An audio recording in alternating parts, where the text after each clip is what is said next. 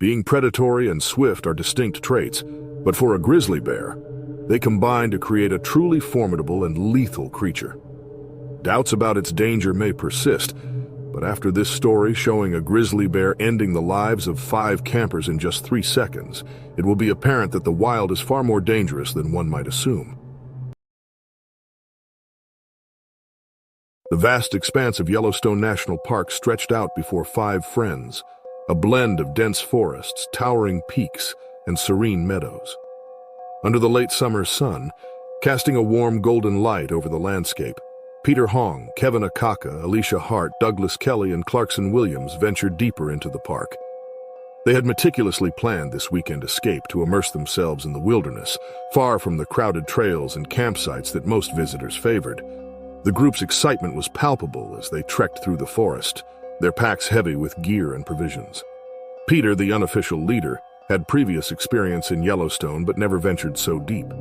He had thoroughly researched the area, ensuring they were well equipped with bear spray, a first aid kit, and ample food.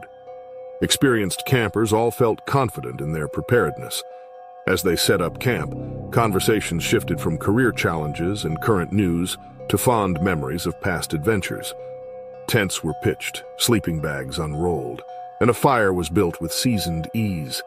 Kevin, the Joker, had brought marshmallows and whiskey, planning ghost stories around the fire later. They laughed, ate, and enjoyed the simple pleasures of life away from city stress. As night fell, the group grew quieter, mesmerized by the fire and the sounds of the forest. Unbeknownst to them, a grizzly bear had caught the scent of their meal. Driven by hunger and the need to fatten up for winter, it followed the scent trail to their camp. Peter and Kevin tended the fire while Alicia wrote in her journal, and Douglas and Clarkson admired the stars. The bear approached silently, its dark eyes fixed on the campfire and the unsuspecting humans. In an instant, the night's tranquility was shattered. The bear charged with a terrifying roar, its immense speed and power overwhelming the campers. The sudden attack left them no time to react or defend themselves. Peter was the first to fall, the bear's massive paw striking him with the force of a sledgehammer. He went down hard, his body crumpling under the weight of the blow. Kevin, just a few feet away, barely had time to register what was happening before the bear was upon him. The grizzly's jaws clamped down on his shoulder, teeth sinking deep into flesh and bone. His screams filled the night, but they were cut short as the bear shook him violently, snapping his spine with brutal efficiency. Alicia, hearing the commotion, scrambled out of her tent, her heart pounding in her chest. She froze in horror as she saw the bear standing over Kevin's lifeless body, blood dripping from its maw. She tried to back away, but the bear was too fast. It lunged at her, its claws ripping through the fabric of her jacket and into the soft flesh beneath. She fell to the ground, the bear's weight pinning her down as it tore into her with a ferocity that left no doubt of its intent. Douglas and Clarkson, the furthest from the attack, were paralyzed with fear. The sight of their friends being slaughtered before their eyes was too much to comprehend. But the bear wasn't finished. It turned its attention to them, its dark eyes gleaming with predatory hunger. Douglas tried to run, his survival instincts kicking in, but he didn't get far. The bear was on him in an instant, its claws raking down his back, shredding his flesh to the bone. He collapsed, his body convulsing in agony as the bear continued its assault. Clarkson, the last one standing, knew there was no escape. He reached for the bear spray that hung from his belt, but his hands were shaking so severely that he fumbled with the canister. The bear charged at him, knocking him to the ground with a bone-crushing blow to the chest. The impact drove the air from his lungs, leaving him gasping and helpless as the bear loomed over him. The grizzly's powerful jaws clamped down on Clarkson's neck, the force of the bite severing his spinal cord in an instant. His body went limp, his eyes staring blankly at the stars above as life drained from him. The entire attack lasted less than 3 minutes. 3 minutes of unimaginable terror and violence that ended with the camp in ruins and all 5 friends dead. The bear, its hunger sated, lumbered away from the carnage, disappearing into the darkness as quickly as it had appeared. The forest was silent once more. The only sounds were the crackling of the dying fire and the soft rustle of the wind through the trees. The stars continued to shine overhead, indifferent to the horrors that had unfolded below. When the sun rose the following day, its golden light revealed the full extent of the tragedy. The campsite was a scene of devastation. Tents torn apart, gear scattered, and the bodies of the 5 friends lying in pools of blood.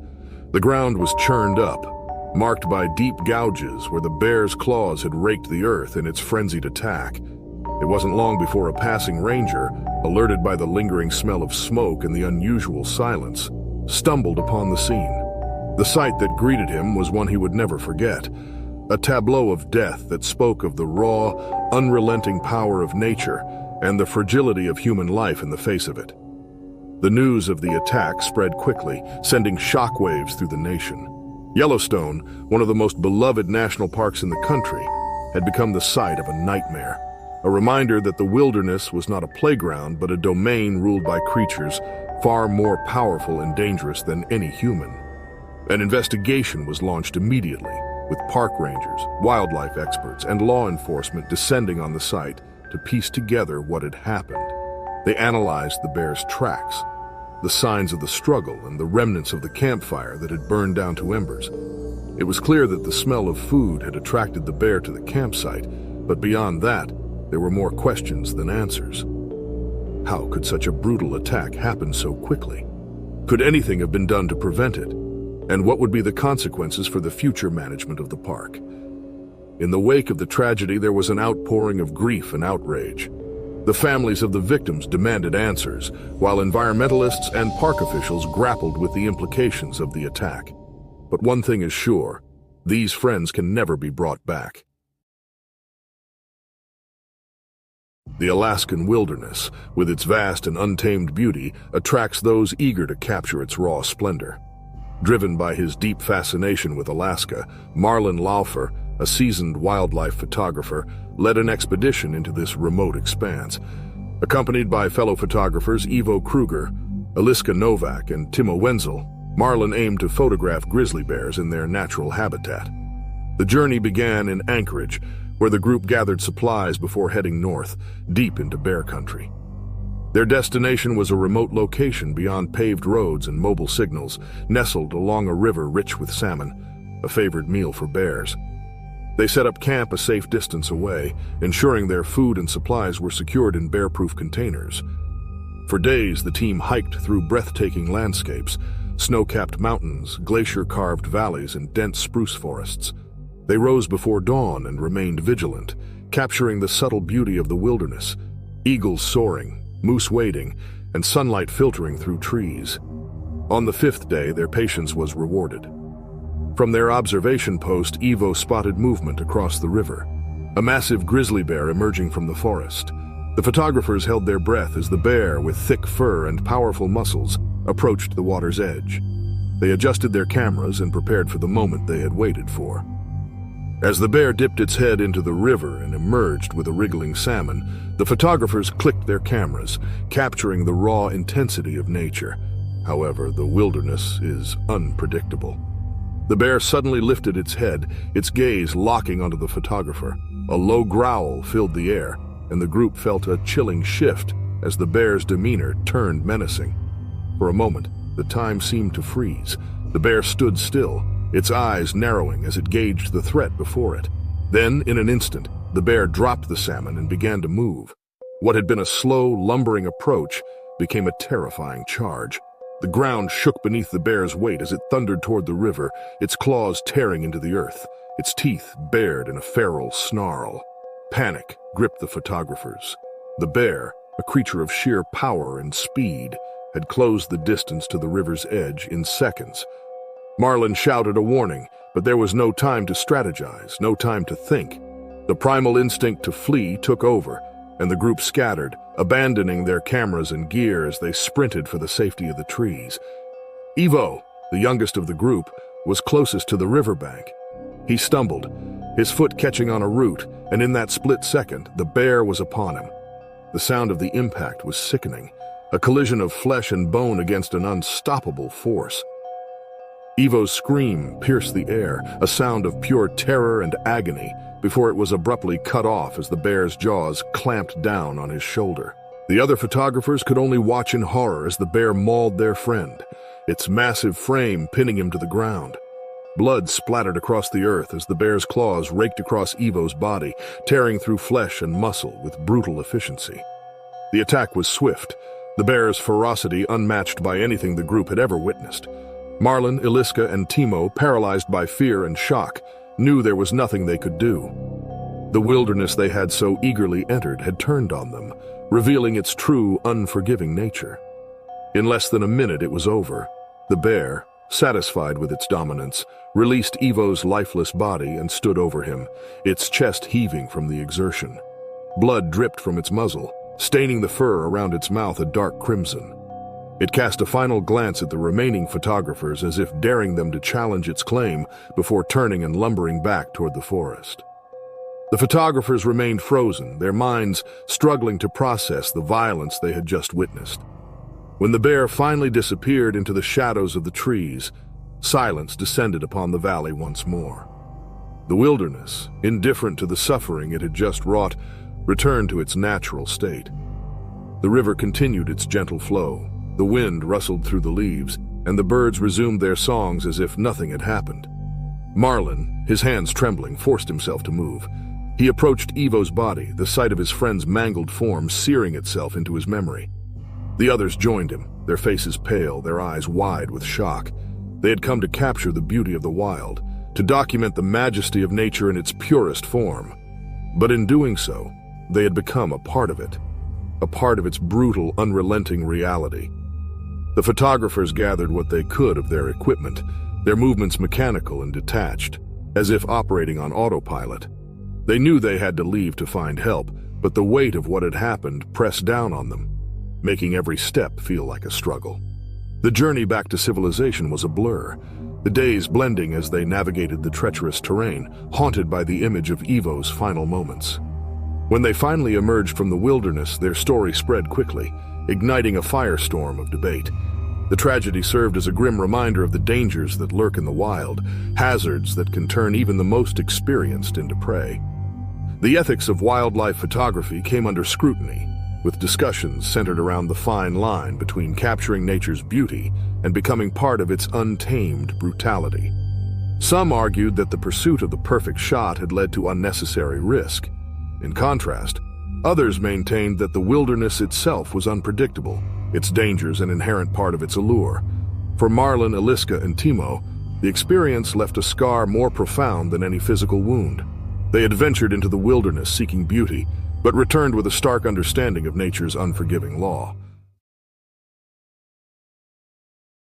The Montana wilderness stretched out in rugged mountains, dense forests, and crystal-clear streams. For 4 seasoned hikers, this remote backcountry offered a chance to disconnect and immerse in nature.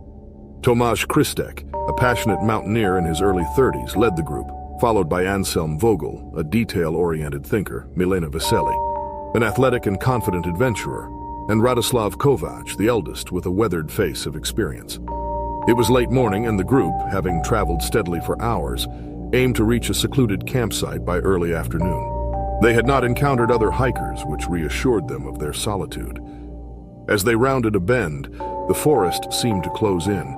The trees, older and gnarled, filtered sunlight into a greenish glow, and the underbrush thickened, brushing against their legs. Tomasz, leading the group, sensed something was off and signaled them to stop. The usual forest sounds had vanished, replaced by a heavy silence that pressed in from all sides. Anselm, just behind Tomasz, noticed the change and glanced worriedly at him. The group tensed, instinctively drawing closer. They were in bear country, aware of the potential danger.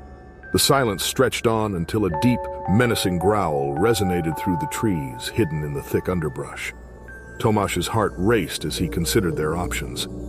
The growl indicated a bear was nearby, and with no clear retreat path, he prepared to use the bear spray strapped to his belt, bracing for what could be a deadly encounter. The growl came again, louder this time, and suddenly the underbrush exploded with movement. The grizzly bear emerged with terrifying speed, a massive creature of muscle and fur, its eyes burning with fury. Behind her, 2 cubs appeared, their small forms a stark contrast to the ferocity of their mother. The hikers had unwittingly stumbled too close to her cubs, and now she saw them as a threat. The bear charged, her powerful legs propelling her forward with astonishing speed. Tomasz barely had time to react, raising his bear spray and releasing a cloud of the potent deterrent. But the wind was against him, carrying the spray back towards the group rather than into the bear's path. It was a critical miscalculation.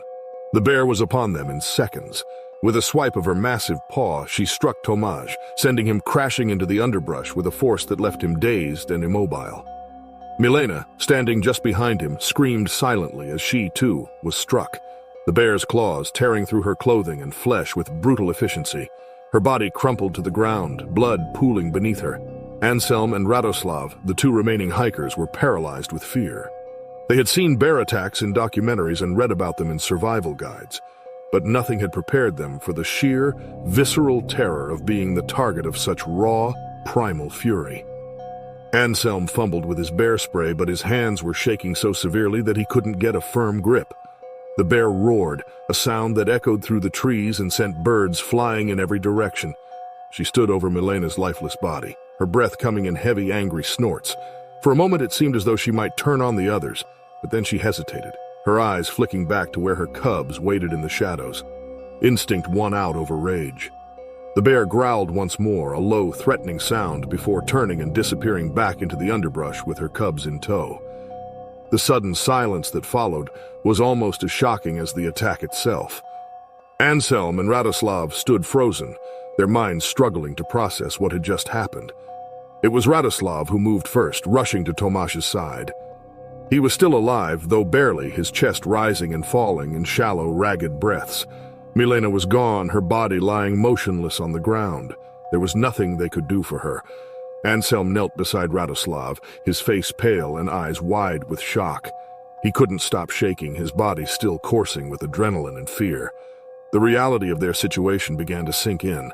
They were miles from the nearest road, deep in the wilderness, with no immediate hope of rescue. They had to move, had to get away from the scene of the attack before the bear decided to return. With great effort, they managed to lift Tomasz, supporting him between them as they began the arduous journey back along the trail. Every step was a struggle, the weight of their injured friend a heavy burden that slowed their progress to a crawl.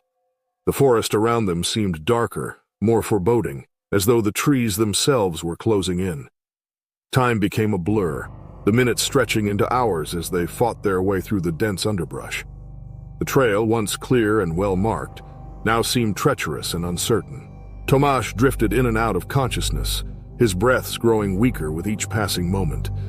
Anselm and Radoslav pushed themselves to the brink of exhaustion, driven by the desperate hope that they might still find help in time. But the wilderness was vast, and they were so very far from civilization. As the hours wore on, their progress slowed to a crawl. The weight of Tomasz, the rough terrain, and the unrelenting fear of another encounter with the bear took their toll. They were dehydrated, their muscles burning with fatigue, their minds clouded by exhaustion and trauma. Finally, when it seemed they could go no further, they heard it. The distant sound of a helicopter, its rotors chopping through the air. It was faint at first, barely audible over the wind in the trees, but it grew louder and closer until it was unmistakable. Hope surged within them, a lifeline in the midst of their despair. With what little strength they had left, Anselm and Radoslav waved frantically at the sky, their shouts of desperation swallowed by the vastness of the wilderness. The helicopter appeared above the treetops, circling once before descending towards them. A rescue team was sent in response to the emergency beacon that had been activated when the attack occurred. The rescuers moved with practiced efficiency, lifting Tomasz onto a stretcher and securing him for transport. Anselm and Radoslav, too exhausted to stand, were helped into the helicopter, their bodies numb with shock and relief. As the aircraft lifted off, the forest below receded, the scene of the attack becoming just a blur of green and brown. Hours later, in the sterile light of a hospital, the survivors would recount their ordeal to authorities. The details of the attack would be meticulously documented, the location marked, and the tragic loss of Milena and Tomasz would be mourned. The story would spread, a chilling reminder of the dangers that lurk in the wild, even for those who are well prepared. The attack sparked renewed discussions about bear safety in Montana's backcountry, with calls for better education and stricter guidelines for hikers. Experts analyzed the incident, noting that even the best precautions sometimes fail in the face of nature's unpredictability. The conversation extended beyond the immediate tragedy, touching on the broader issues of human encroachment into wild habitats and the need for balanced coexistence with the creatures that inhabit these remote regions. For Anselm and Radoslav, the experience would leave deep scars, both physical and emotional. The memory of the attack, the sight of their friends being overpowered in mere seconds, would haunt them for years to come. The Kamchatka Peninsula, known for its untamed beauty and remote wilderness, offers a stark contrast to the bustling world beyond. In 2014, this rugged region of Russia was beginning to attract adventurous tourists eager to explore its pristine landscapes. Among these adventurers were Aubrey, Lamar, Derek, Jeffrey, and Graham, 5 friends from various backgrounds united by their passion for exploration. Their latest journey was to Kamchatka, a land of towering volcanoes and dense forests, promising the ultimate outdoor adventure.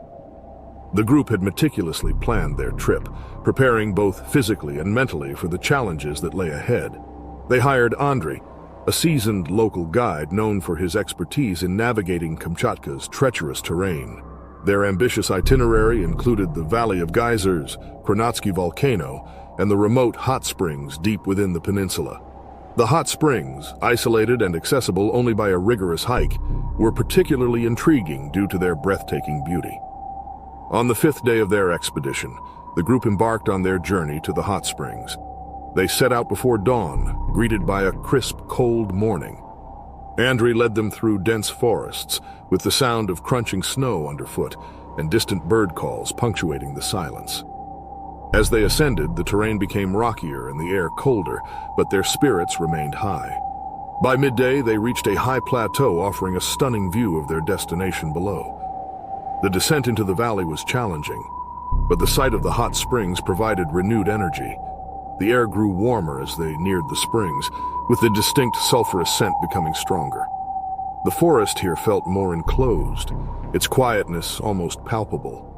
Upon arriving, the hot springs revealed themselves as a dreamlike landscape, emerald green pools surrounded by snow-covered rocks and towering pines, with steam rising in thick clouds.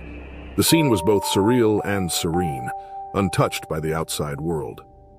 The group set up camp near the largest pool, eager to explore and enjoy their surroundings. Aubrey busied himself with his camera, capturing the landscape, while the others prepared a simple meal. Andrei remained vigilant, ever aware of the potential dangers in this remote area. As they enjoyed their lunch, the group marveled at their unique position, one of the few to have witnessed such isolated beauty. After eating, they took a dip in the hot springs, reveling in the contrast between the cold air and warm water. The mineral-rich water eased their tired muscles and provided a perfect end to their strenuous hike. The day concluded with them floating in the pools, gazing up at the clear blue sky, feeling a profound sense of accomplishment and connection to the wild beauty of Kamchatka. As the group relaxed in the hot springs, the stress from their hike seemed to melt away. The tranquil surroundings, with the gentle bubbling of the water and the occasional rustle of the wind, offered a serene escape. But as the afternoon progressed, the mood shifted. Shadows lengthened and the temperature dropped, making the once inviting forest feel ominous.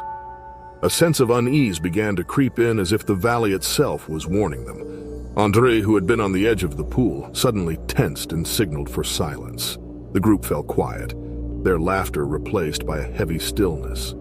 They followed his gaze, straining to see what had caught his attention. Derek soon spotted a dark shape moving silently through the trees. A massive grizzly bear. The bear, its fur a deep brown blending with the shadows, moved with deliberate grace, its eyes fixed on the group. Panic surged through them as they scrambled out of the pool, their previous relaxation replaced by frantic fear. Andrei, now urgent, began shouting instructions, but the bear was faster. In an instant, the bear charged, its roar shaking the ground. The group scattered, but the bear's speed was overwhelming. It lunged at Jeffrey, who was too slow to escape. The attack was brutal and swift, and Jeffrey's attempts to defend himself proved futile against the bear's strength. Seeing the dire situation, Andrei fired a flare gun into the air. The flare burst in a red light, momentarily distracting the bear. But before the group could flee, the bear turned its attention to Graham, who had frozen in terror. The bear's jaws clamped around Graham's arm, and he was pinned to the ground, his scream piercing the air as blood stained the snow. Desperate, Andre fired his rifle, the shot echoing through the valley. The bear hesitated, its wild eyes shifting between the threat of the gun and its prey. Reluctantly, it released Graham, who retreated into the forest, leaving the survivors in stunned silence. Aubrey, Lamar, and Derek rushed to Graham's side, who was gravely injured.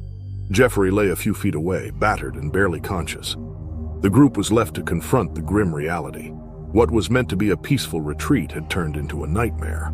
Andre moved quickly, his calm professionalism taking over as he assessed the situation. He knew they had little time. Both Graham and Jeffrey needed medical attention immediately, or they wouldn't survive.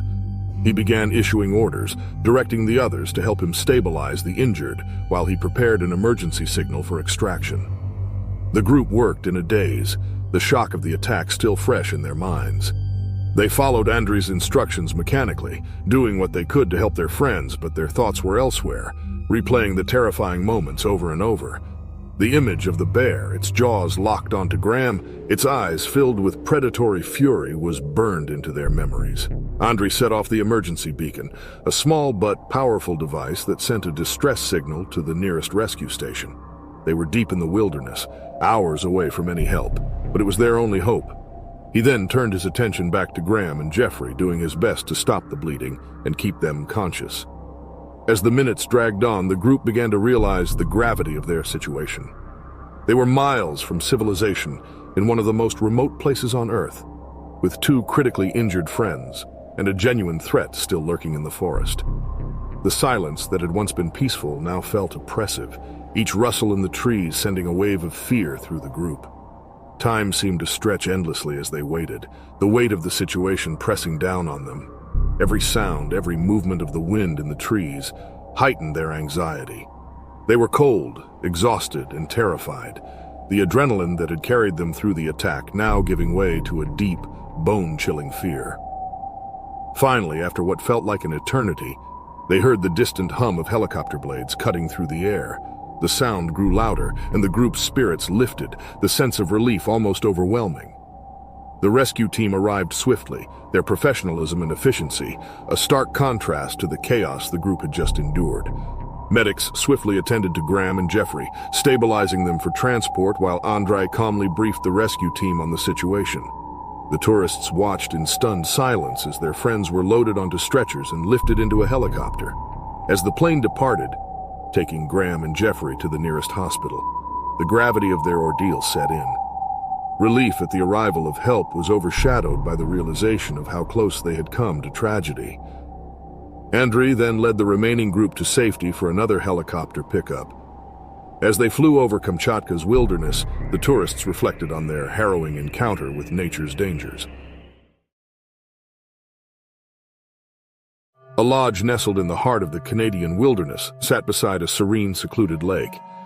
The landscape was tranquil, with towering pines and the lake's glassy surface reflecting the early morning sun. For a week, this haven had hosted a small group of fishermen, each seeking solitude and the chance to fish in these pristine waters. John Mitchell, a seasoned angler from Michigan, was among them. He had come to escape the stresses of life, enjoying the rhythmic casting and reeling amidst the tranquility of the lake. Alongside John were Steve Williams, a retired firefighter from Ohio, David Parker, a high school teacher from New York, and Mark Johnson, an engineer from Texas. They were all drawn by the promise of peace and the respect they had for the wilderness. The lodge, managed by the experienced Tom Reynolds, followed a familiar routine. Mornings began with the dawn's soft glow, and the fishermen would rise early to take advantage of the calm waters. By mid-morning, they returned with their catches, trout, pike, and occasionally walleye, which were cleaned and prepared for dinner. Afternoons were spent exploring forest trails or relaxing on the lodge's porch. John, skilled with his rod and reel, had quickly become the group's unofficial leader, offering advice and sharing his knowledge. On their final day, the group was eager to make the most of the perfect weather.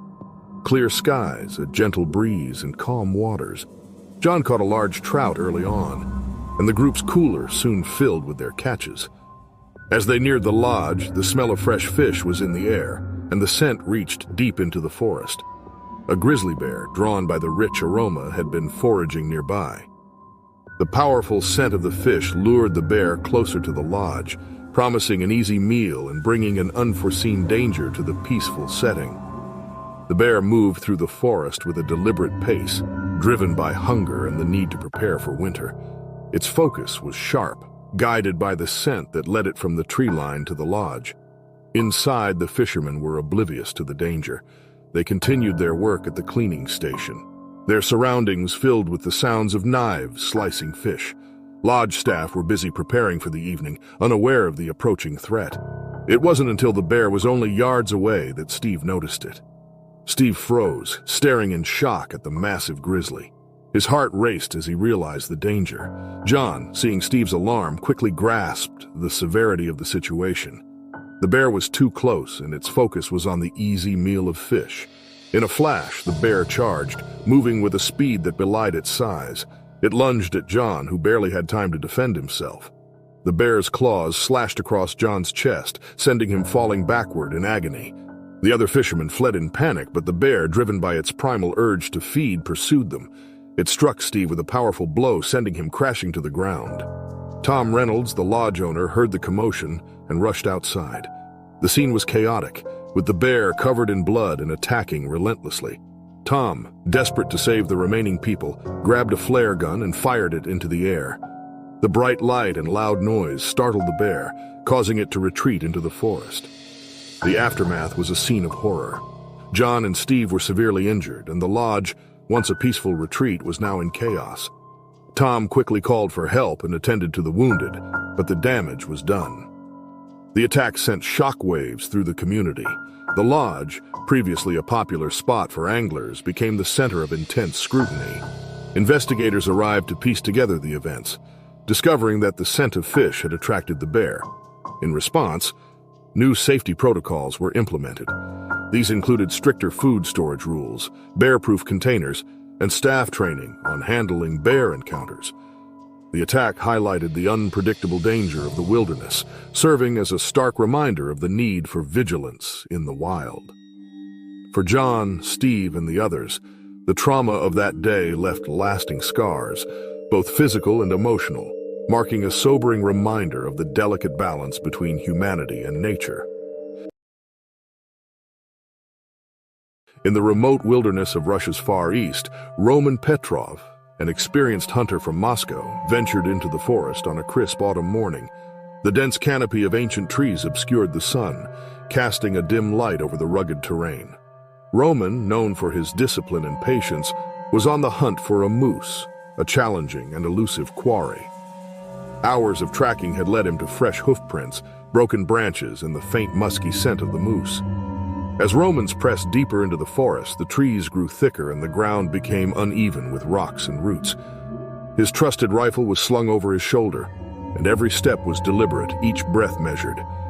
He was closing in on the moose, his heart racing with anticipation. Unbeknownst to Roman, a grizzly bear, driven by hunger and stealth, had been tracking him. The massive bear, hidden in the underbrush, moved with silent grace, waiting for the right moment to strike. It had picked up Roman's scent long before the hunter had detected its presence. Roman, growing more confident, finally spotted the moose in a small clearing, its impressive antlers catching the filtered sunlight.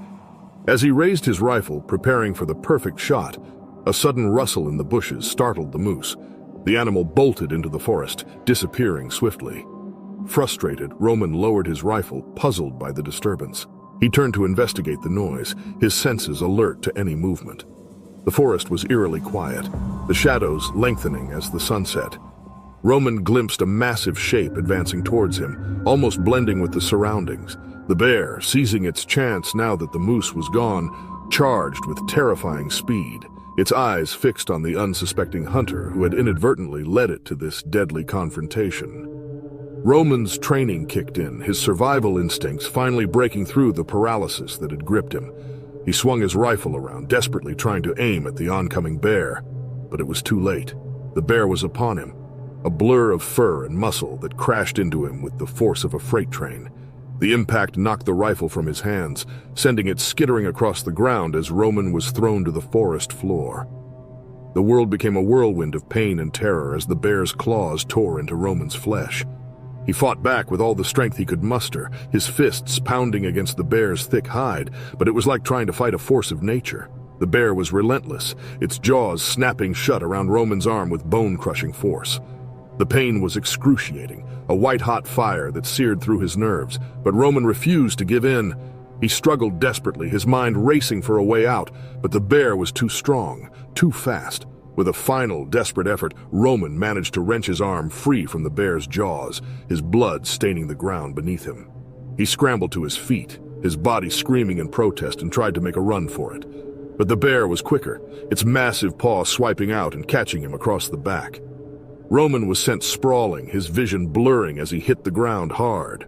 The bear was on him again in an instant, its weight pressing down on him, its breath hot and rancid against his neck. Roman's thoughts were a chaotic jumble as the bear's teeth sank into his shoulder, the agony almost too much to bear. He knew he was dying, that there was no escape from the beast that had turned the hunter into the hunted. His mind flashed with images of his life, his family, and the home he would never return to. But there was no time for regrets, no time for anything but the pain and the darkness that was closing in around him. The bear's attack was relentless, its primal instincts driving it to finish what it had started. Roman's struggles grew weaker, his body failing him as blood pooled on the forest floor. The grizzly showed no sign of relenting, its powerful jaws and claws working in unison to bring down its prey. In those final moments, Roman's thoughts drifted away from the pain, the fear, and the desperation. Instead, he found a strange, fleeting sense of peace, a quiet acceptance of his fate. He had come to this forest as a hunter, and now he would become part of it, his life ending in the very wilderness he had spent years exploring. The grizzly bear, its hunger sated, finally released its grip on Roman's lifeless body. It stood over him for a moment, its breath heaving, before it turned and lumbered back into the forest. The predator had claimed its prey, leaving behind nothing but the silence of the wild and the scattered remains of a man who had dared to challenge the laws of nature. Days passed before anyone realized that Roman Petrov had not returned from his hunting trip.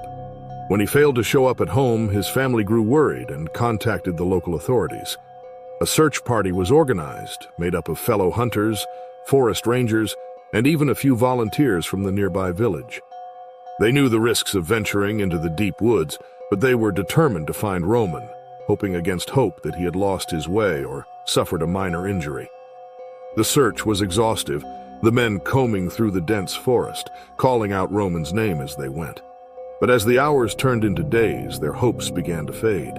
The forest, with its vast expanse and labyrinthine pathways, seemed determined to keep its secrets. It was a place that had claimed many lives over the years, and the men knew that finding Roman, if he was still alive, would be a miracle. It was on the third day of searching that they found him. The scene was gruesome, the ground stained with blood, the air thick with the scent of decay. Roman's body was barely recognizable, torn apart by the bear's savage attack. His rifle lay nearby, covered in dirt, a stark reminder of the hunt that had ended in tragedy. The men who found him stood in stunned silence, the reality of what had happened sinking in. They had known Roman as a skilled hunter, a man who had faced the dangers of the wild countless times. But here, in the heart of the forest, he had met his match.